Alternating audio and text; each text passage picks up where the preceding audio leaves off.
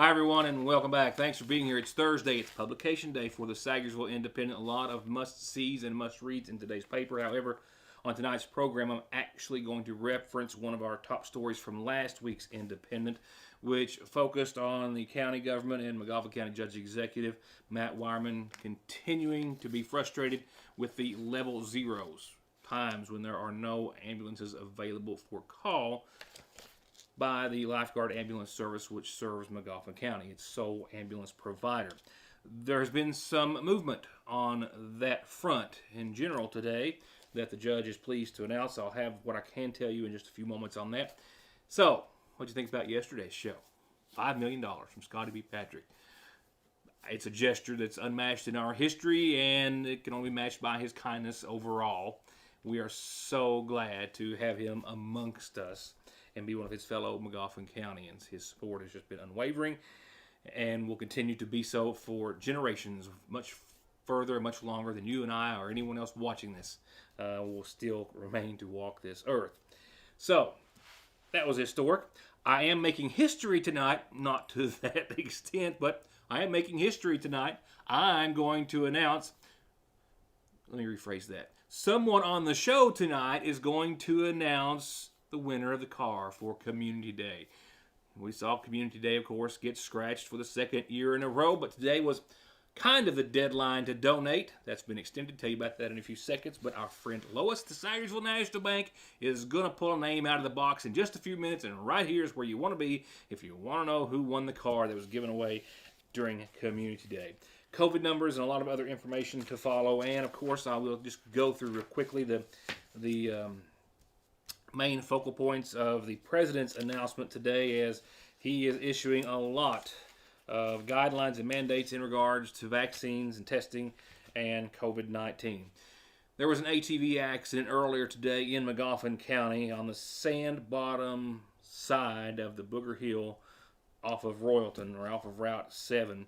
I spoke with a responding EMS personnel earlier today, and he said that a female was found lying in the road suffering from a traumatic head injury, however conscious and able to speak to them, telling them that she believed, suffered a seizure while driving or operating a four-wheeler, an ATV, on sand bottom, causing her to lose control of the vehicle. It overturned. She was thrown off and suffered a traumatic head injury. I believe possibly a young lady from McGoffin County in her 20s maybe, but was nevertheless life-flighted from a landing zone established at nearby South McGoffin Elementary. No other information was available as of airtime.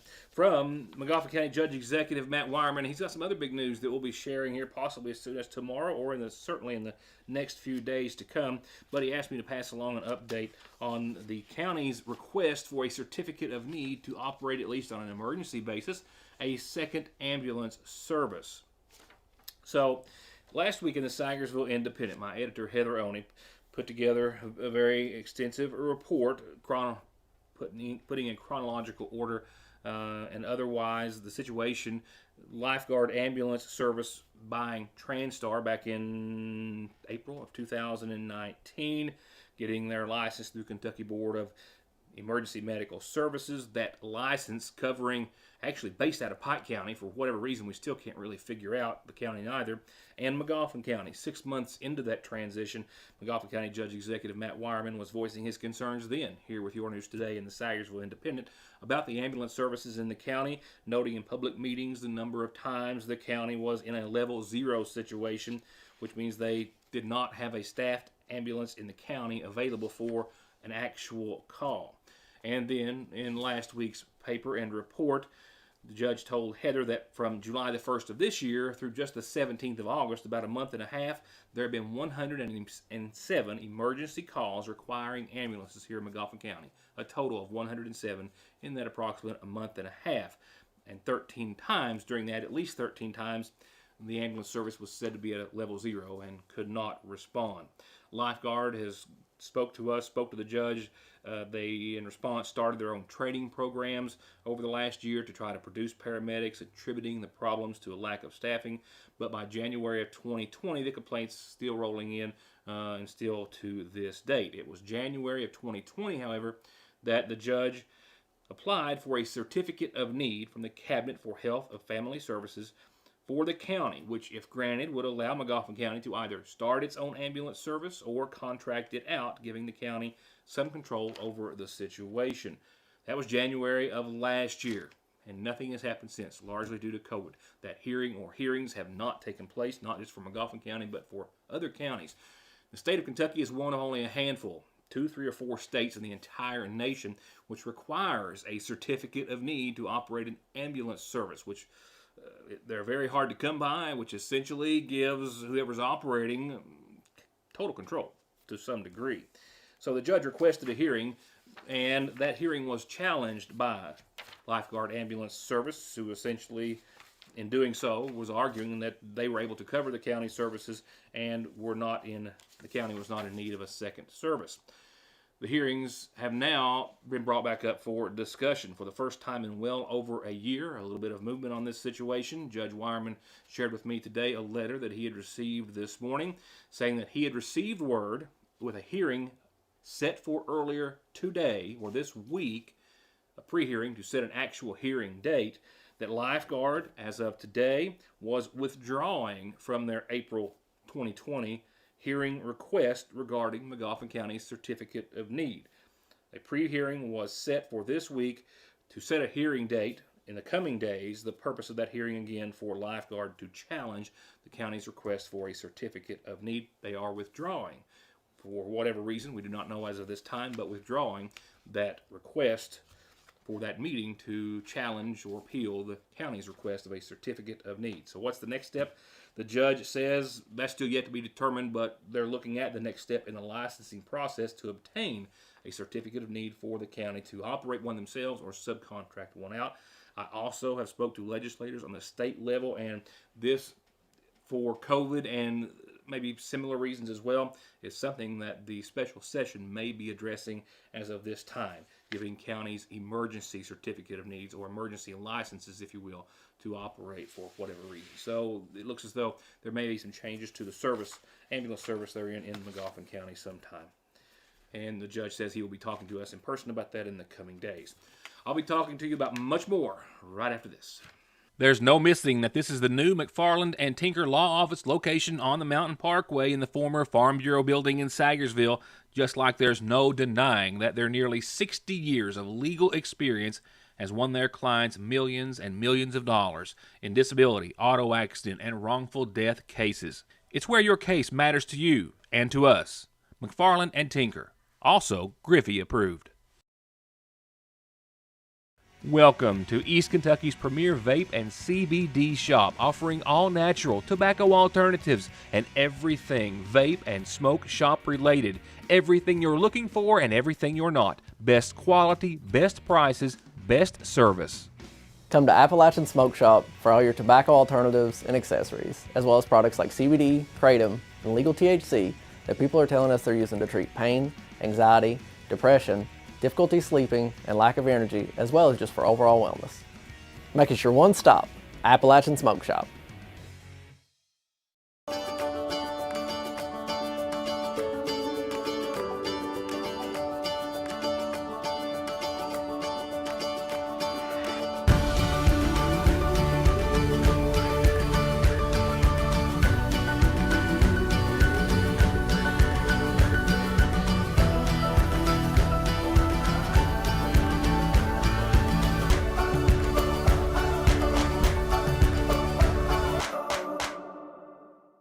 So, I mean, it's just the way it works.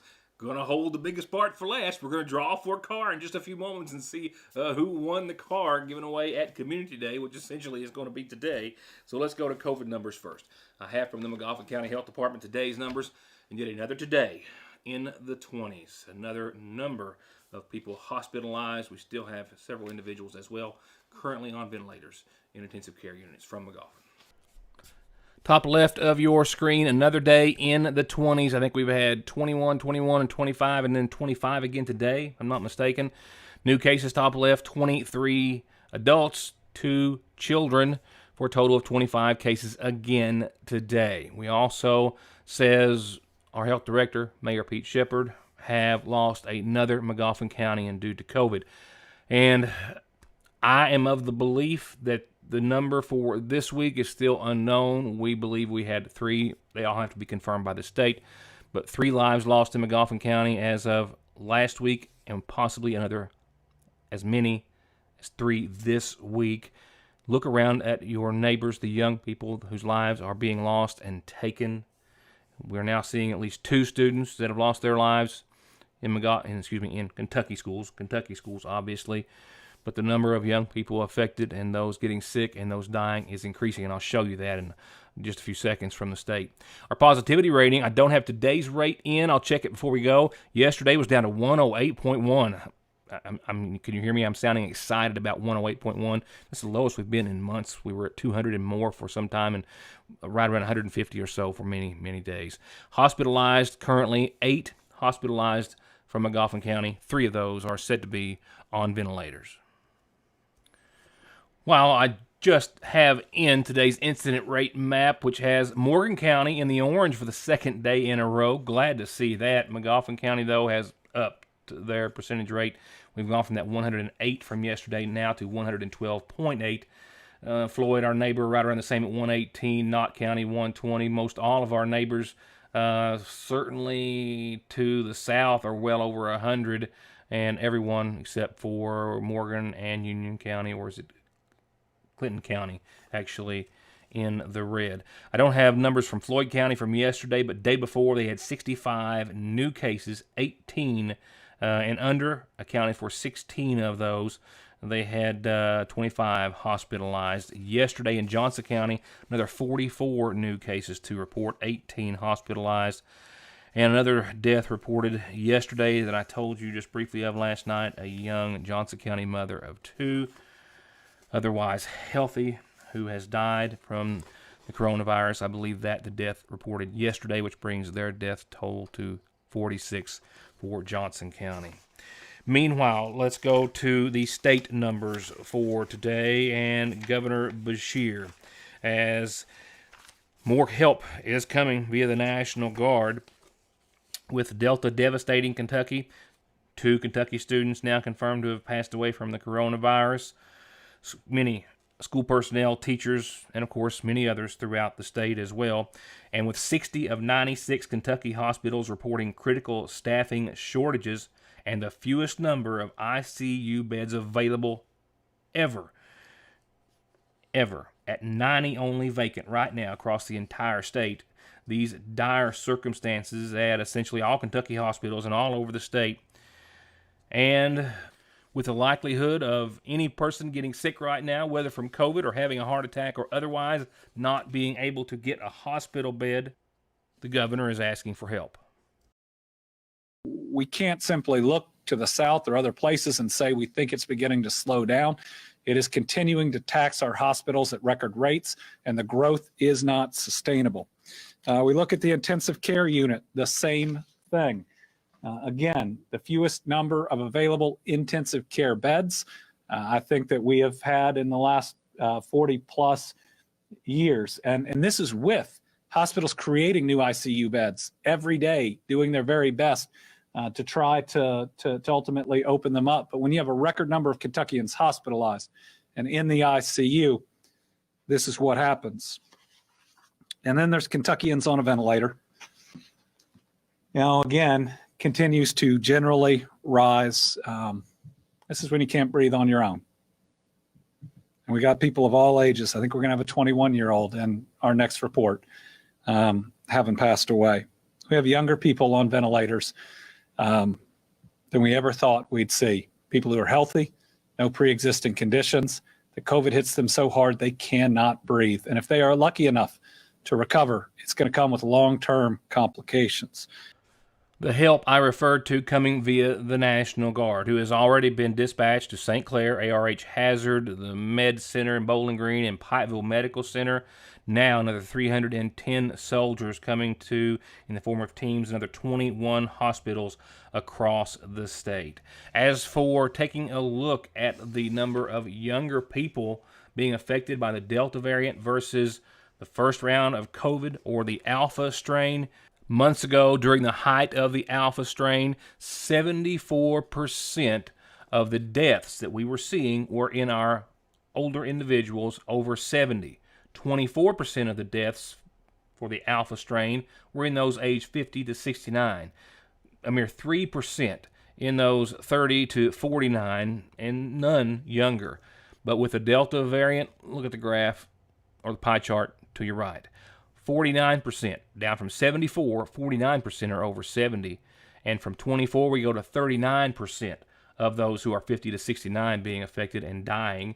And then from 3 to 11% of the cases in 30 to 49-year-olds related to deaths. And now we're starting to see deaths reported in that 18 to 29 demographic. And to wrap up our COVID coverage for this evening, President Biden today announced a major new list of federal vaccine requirements that could affect as many as 100 million Americans or more in an effort to increase the number of Americans who are vaccinated during this devastating Delta variant surge that is killing thousands of people every week and continues to jeopardize the nation's economic recovery. Here is the short list. All employers in the nation with more than 100 workers will be required to have those workers vaccinated or test for the virus weekly. That relates to about 80 million Americans currently. Also, the roughly 15 to 17 million American workers at health facilities that receive federal Medicare or Medicaid will be required to be fully vaccinated. The requirement for vaccination for employees of the executive branch and contractors who do business with the federal government has also been discussed, and there will be no option to test out, says President Biden. As we are currently seeing over a 300% increase of new COVID infections day to day, and about 2.5 more times the hospitalizations and nearly twice the number of deaths as we compare this time this year to this time last. The president and aides speaking on his behalf blaming people who have not received their vaccines for the very dangerous rise in the number of positive cases that is right now currently claiming more than 1,000 people per day, lives per day, and of course as well having a significant, serious, and damaging effect on the nation's economic recovery. Also, a few other things: doubling federal fines for airline passengers who refuse to wear masks or maintain face covering requirements on federal property. The government, President Biden, also calling for large entertainment venues, arenas, to mandate vaccinations or a negative test, proof of a negative test before entry for an event. The requirement for large companies to mandate vaccinations or weekly testing for employees will be enacted from a rule from the Occupational Safety and Health Administration. And by the way, that carries a stiff penalty of $14,000 per violation for that employer. There are several other things included, but that being the biggest or most significant on the list. I'll be right back. Nostalgic or historic or whatever you want to call that feeling you get when you walk in and sit down at the counter and get a scoop of ice cream or a hot dog with sauce while your hometown pharmacist gets your prescriptions ready. Whatever it is, it's still here at Fraser's Prater Drug. Only better, with everything from Jelly Bellies to fresh popcorn to hot and cold gourmet coffees, even hot fudge cakes and banana splits. Fraser's Prater Drug hasn't forgot how important the little things in life are, and they don't want you to either. Stop and see them. They're just a couple of doors down from another Salyersville gym, the Seasonal Shop. Parkway Pharmacy, as always, promises the quickest service with the very best care and prices, and to always have someone there to talk to when you have a question. With 3 pharmacists, curbside, drive-through, and call-ahead service. Parkway Pharmacy in Salyersville, 349-4400. Where you can always talk to a pharmacist when you need one. Summer is definitely in full swing at the Seasonal Shop, where it is filled with new arrivals in home decor, women's clothing, Ridge and Holler, and more.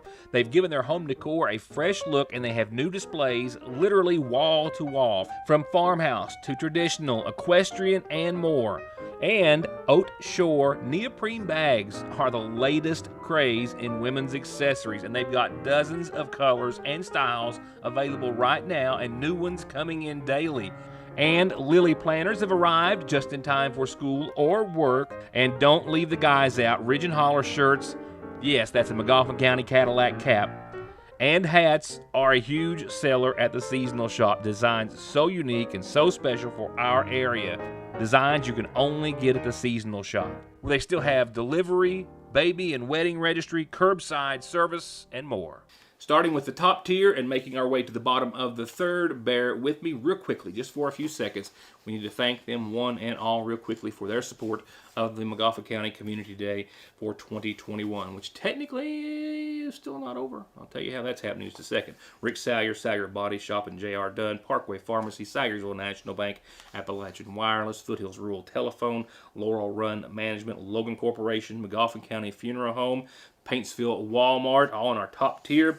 In the next tier, Hometown Hardware, Licking Valley, RECC, Paul B. Hall, Prater Drug and the Radio Shack and the Seasonal Shop, Ramco Trucking, and Stevens Truck Parts. Thank you one and all. And thank you as well to our other donors. Advance Auto Parts, Appalachia Smoke, B&B Discount, Tobacco, Bailey's Furniture, and GE Appliance, Brenda's Hair Studio, Buddy's Produce, Carpenter Insurance Group, Car Quest, Crace's Grocery, Crystal Arnott, Mary Kay Consultant, Crace's Grocery, I said that, Dairy Queen, Davis Mobile Home Transport, East Kentucky Physical Therapy, EWP Automotive, Farm Bureau, Fritz Klein Insurance, Graham Martin Law, Greg Allen, the County Attorney, Helton's Overhead Doors, James Craig McNew, Gina's Salon, Jeff Lovely Attorney, John C. Collins Attorney, Lee's Famous Recipe, Me Hacienda, North McGoffin BP, O'Reilly's, Puckett's Tire, Ratliff and Ratliff Dentistry, Rumpke, the Sayersville Independent, Teddy Flint, Attorney at Law, Tomahawk, Tommy Jane, Town and Country, Flowers, Tropical Isle Tanning, Undefeated Cuts, VIP Fuels, Williams, Cab Williams, Electric, Williams Photography, and last, and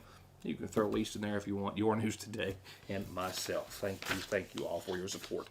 With that said, Community Day again online this year due to COVID. Maybe this will be the last year ever we have to do that.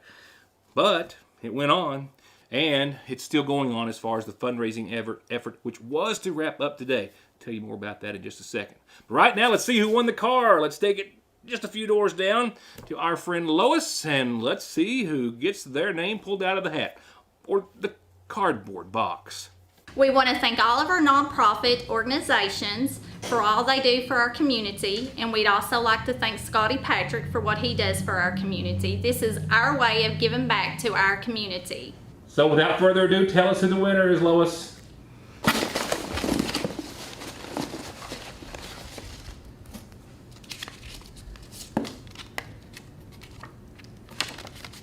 We have a winner. The lucky winner, Glenda Hall. Glenda Hall, 349-1215. Congratulations, Glenda Hall. And this car was donated to us by Ricky Josiah and J.R. Dunn. We would like to thank everybody for their support. Congratulations, Glenda Hall. Congratulations to you. Your $10 ticket got you a free, cool ride. Call the Sayersville National Bank in the morning to get the keys, title, and everything else you need to go along with it. Congratulations once again. Now, we've been telling you for the past few weeks here on the program that, well, a few months actually, that Community Day was going to be online as it was last year through the Bluegrass Community Foundation's Giving Fuel website, bgcf.givingfuel.com/Community Day. And today was to be the end of the donation period. Well, they're going to extend that. So, the Community Foundation matches up to $35,000 of your donation. Right now, we're only at about half that at $16,000. So, they're going to leave the givingfuel.com site open where you can still go online. You can still make donations to the Sayersville National Bank. Remember, your dollar is essentially $2. Every dollar you give is matched 2-to-1 by the Community Foundation, set up, of course, by the Sayersville National Bank, and most importantly, Scotty B. Patrick. With that said, we'll leave this site up. I'll have it on the program for a few days. We hope that in those few days you can maybe give some for the first time, maybe give a little more for the second, but help us get to, as close as possible, that $35,000 match. bgcf.givingfuel.com/Community Day. On to our community calendar. Kind of don't have one tonight. No pressing announcements, so I think I've got a birthday or two for tomorrow, so we'll just leave it with a quick reminder as to how you get announcements, birthdays and anniversaries too, on the program. I do, however, as our calendar is brought to you nightly by McGoffin Farm Bureau, I do now, however, turn to the McGoffin County Funeral Home, who sponsors, of course, nightly announcements from the McGoffin County area. And a reminder tonight of services that will be held tomorrow for Emily Caroline Gardner Russell, 82 of Sagersville, who passed away Sunday, survived by her daughter Cynthia, brother Ben, and sister Sarah Dunn, preceded in death by her husband Cash Russell. Funeral services will be private and held at the Gardner Farm tomorrow. Paul Edward Reisner, 95, of Lexington, passed away today at his home, the husband of the late Oma Shepard Reisner, son of the late Beecher and Versie Marshall Reisner. He's survived by daughters Carolyn Legg and Sheila McClanahan, 2 grandkids, 3 great-grandkids, 3 great-great-grandchildren. Paul is preceded in death by his wife, again, Oma, and a son, Kirby Reisner. A graveside service will be held Saturday at 1 from the Reisner Cemetery at Royalton, with the McGoffin County Funeral Home in charge of arrangements. 81-year-old Burl Holland of Sagersville is going to be laid to rest following services that start Sunday at 1. He passed away on Tuesday, survived by his wife Christine Hale Holland, sons Larry Neal, Burl Jason, and Jeremiah John Holland, daughters Joanne Slusher, Ruby, Jean Holland, Amanda Blackburn, sister Doris May Salyer, several grandkids, great-grandchildren, and great-great-grandchildren. Burrow is also preceded in death by 1 daughter, Mary Lou Minix. Again, services Sunday at 1 from the McGoffin County Funeral Home. And 69-year-old Rudolph Newsom, I'm told, of Elkhorn City, passed away today at the Pikeville Medical Center. Arrangements still being made by the family at this time, but to be announced soon through the McGoffin County Funeral Home.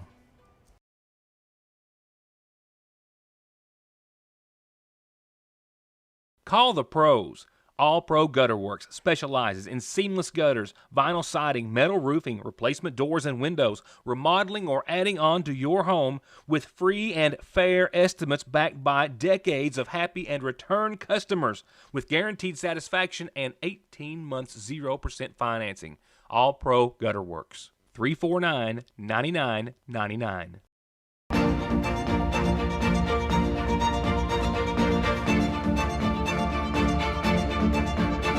I'm Dr. Jason Zimmerman at Highlands ARH, the healthcare system of Appalachia. Just click on ConleyTire.net and you can shop for tires, find out more about services, brands, wheels, rims, their free coffee, free Wi-Fi, and free local shuttle service, and of course the latest and greatest current offers and specials, like how right now you can get up to $150 back on a set of Goodyears. That's ConleyTire.net, or you can always stop by in Staffordsville or give them a call at 297-2424. All right, let's take a quick look at a beautiful forecast. I mean, you just don't get many like this throughout the entire year. I mean, it's a seasonal thing, obviously, but I'm talking just in general, when it's just a perfect run of whatever season it is. We got one.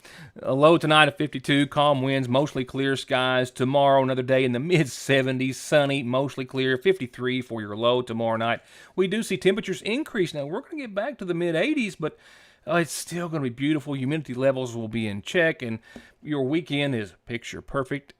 Do whatever you can to enjoy this one. Saturday, right at 80 degrees, sunny and clear, and that's just all you can say about it. Sunday, that starts to warm up a bit. We'll hit 84. We'll see still the low to mid-60s for nighttime lows, but still sunny and clear. I mean, absolutely picture perfect.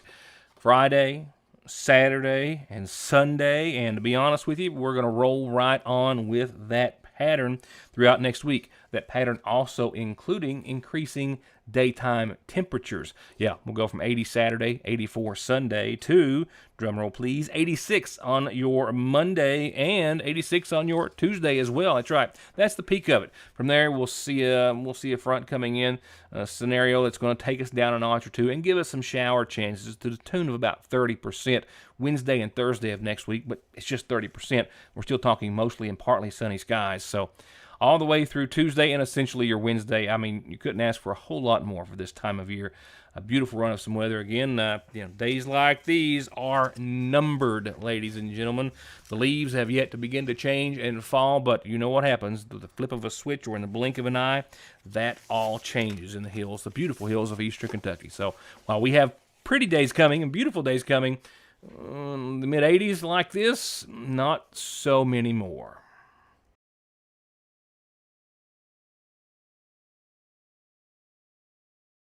And that's going to wrap it up for this Thursday. If you haven't picked up a Sagersville Independent, our Throwback Thursday page, another winner. A lot of sporting news, a lot of other news that even I have not been able to get to myself as of yet, so I still have plans on doing. But please make sure you pick up a paper and make sure you see me as we wrap up this week of programming tomorrow night. Good night, and thank you for watching.